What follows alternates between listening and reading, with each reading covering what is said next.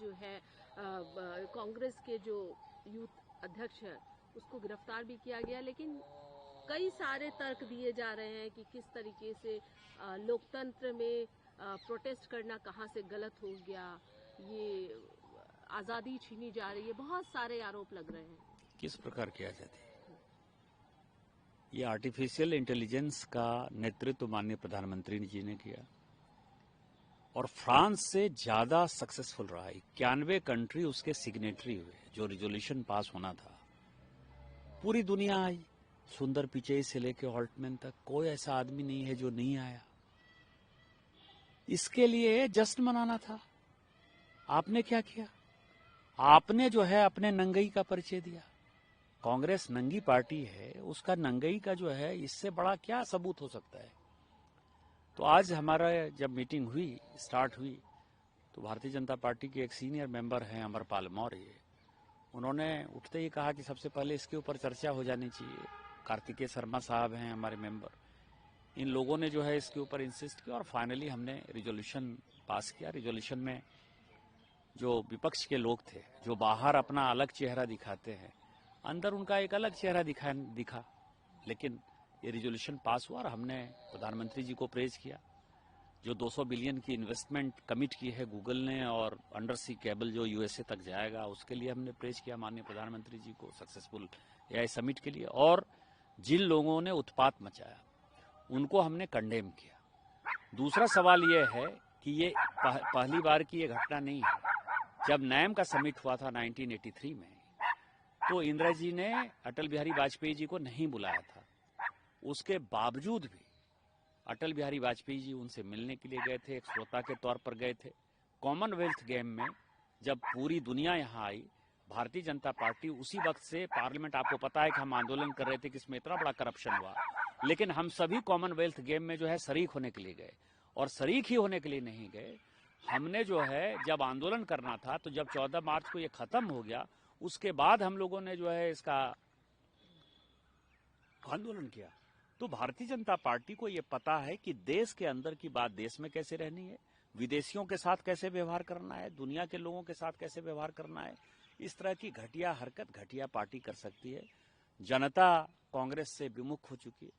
जनता को पता है कि ये किस तरह से देश को तोड़ने वाली ताकतों के साथ, सोरोस फाउंडेशन के साथ मिलकर इस तरह की घटना को अंजाम दे रहे हैं।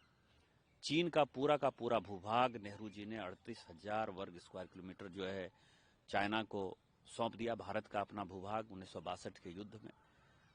और इनको पाकिस्तान तोड़ दिया। पाकिस्तान एक अलग देश बन गया।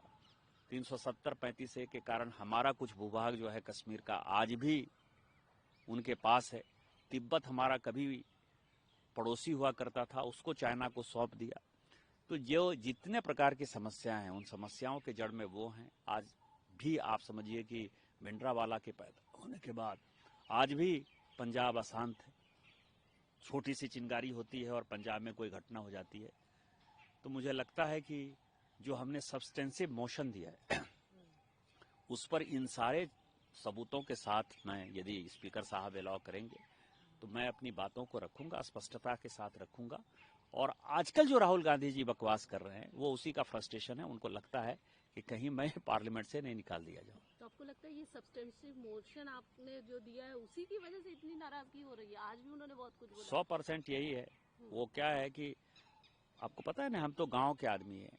तो गांव में जब कीड़े मकोड़े को जब अंतिम समय उनका निकट आता है, तो वो आग की तरफ भागता है।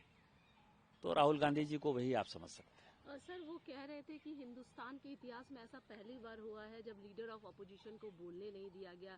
किस तरीके से चाइना घुसपैठ कर रहा है। जनरल नरवाने की बुक का हवाला दिया आपको पता है कि 1947 में पहली बार इस देश में सरकार बनी, 1952 में पहली बार चुनाव हुए, 25 साल तक 1977 तक विपक्ष के नेता का कोई पद नहीं था। 25 साल तक। ये जब जनता पार्टी की सरकार आई, भारतीय जनता पार्टी की सरकार आई, तो हमने ये तय किया कि भैया ऐसे काम नहीं चलेगा, लीडर ऑफ द पोजीशन भी कोई होना चाहिए, उसका कोई वैल्यू होना चाहिए। ये क्या किस तरह की बातें करते हैं?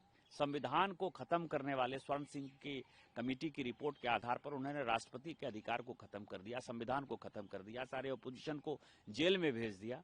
कभी आपने देखा है कि पूरे के पूरे संविधान को चेंज कर दिया और सारे अपोजिशन के नेता जो है जेल में हो? चाहे वो मधुलिमी जी जेल में थे, चाहे अटल बिहारी वाजपेयी जी जेल थे, लालकृष्ण आडवाणी जी जेल में थे, चंद्रशेखर जी को अपने पार्टी के लोगों को जेल में डाल दिया।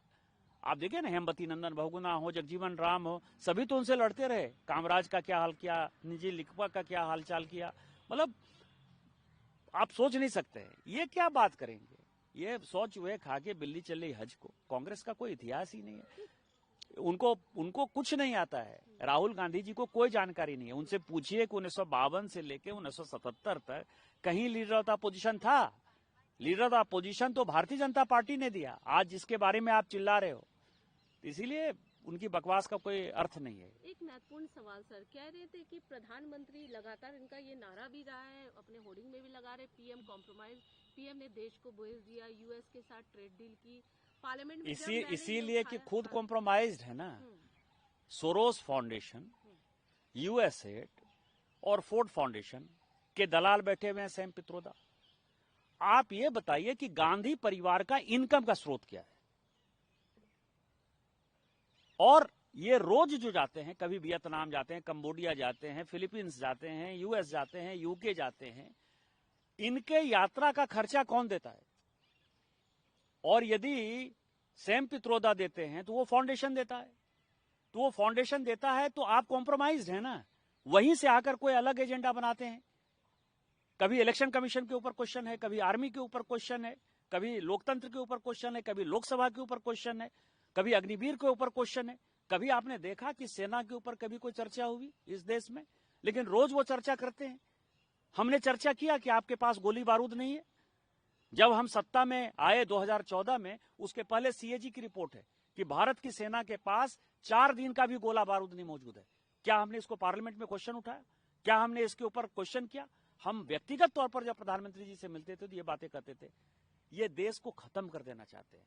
कांग्रेस पार्टी अपनी अंतिम लड़ाई लड़ रहा है और 2029 के बाद कांग्रेस का कोई अस्तित्व नहीं बचेगा। ये कह रहे कि एप्स्टीन फाइल के लिए जवाब नहीं है, अडानी का किस चीज का? आप डिपार्टमेंट ऑफ जस्टिस ने पूरा रिलीज किया है कि कौन कौन लोग, महत्वपूर्ण लोग या छोटे लोग, बड़े लोग उसमें शामिल थे। उसमें भारत का एक भी आदमी का नाम नहीं। एक अंतिम सवाल सर, आपसे भी काफी नाराज हुए, आपने जो तथ्य उठाए पार्लियामेंट में, उन्होंने लगातार कांग्रेस की तरफ से कहा गया कि इस तरीके के जो शब्दों का प्रयोग किया गया, तथ्यों का प्रयोग किया गया, बिल्कुल गलत था। प्रोटेस्ट भी हुआ, आप कैसे देखते, क्या कहेंगे? वो मेरे राजा नहीं है, क्योंकि राजतंत्र खत्म हो गया। मैं भारतीय जनता पार्टी में हूँ तो स्वाभाविक तौर पर मेरे नेता नहीं है। देश के प्रधानमंत्री माननीय मोदी जी हैं तो प्रधानमंत्री नहीं है। तो मेरी रिस्पांसिबिलिटी राहुल गांधी जी के प्रति है कि मेरी रिस्पांसिबिलिटी माननीय प्रधानमंत्री जी के प्रति, भारतीय जनता पार्टी के प्रति और इस देश के प्रति है। इसलिए राहुल गांधी नाराज हो जाए, कांग्रेस नाराज हो जाए, नाराज होने से क्या होता है?